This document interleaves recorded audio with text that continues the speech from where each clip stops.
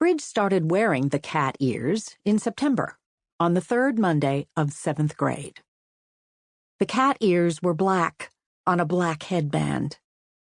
Not exactly the color of her hair, but close. Checking her reflection in the back of her cereal spoon, she thought they looked surprisingly natural. On the table in front of her was a wrinkled sheet of homework. It wasn't homework yet, actually. Aside from her name, the paper was blank.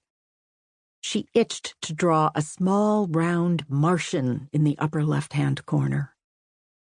Instead, she put down the spoon, picked up her pen, and wrote, "What is love?"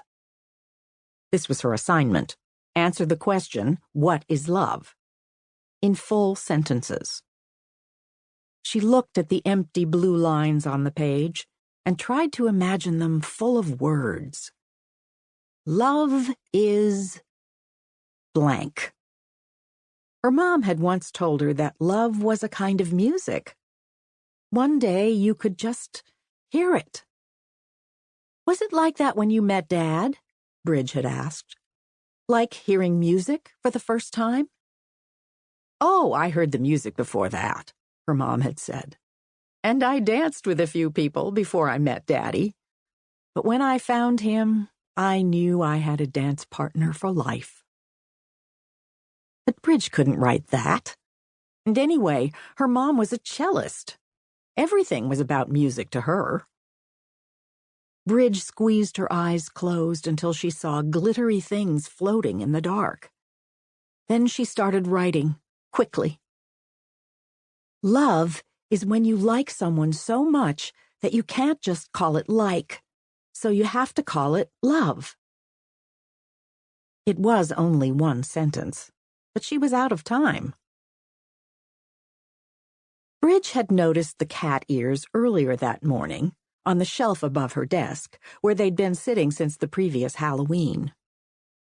They felt strange at first, and made the sides of her head throb a tiny bit when she chewed her cereal.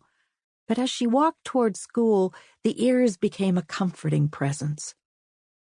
When she was small, her father would sometimes rest his hand on her head as they went down the street. It was a little bit like that. Bridge stopped just outside the front doors of her school, slipped her phone out of her pocket, and texted her mom. At school. XOXO, her mom texted back. Bridge's mother was on an Amtrak train coming home from a performance in Boston with her string quartet.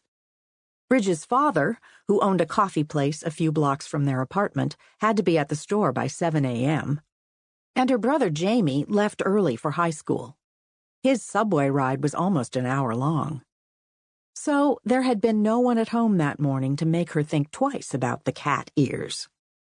Not that anyone in her family was the type to try to stop her from wearing them in the first place, and not that she was the type to be stopped.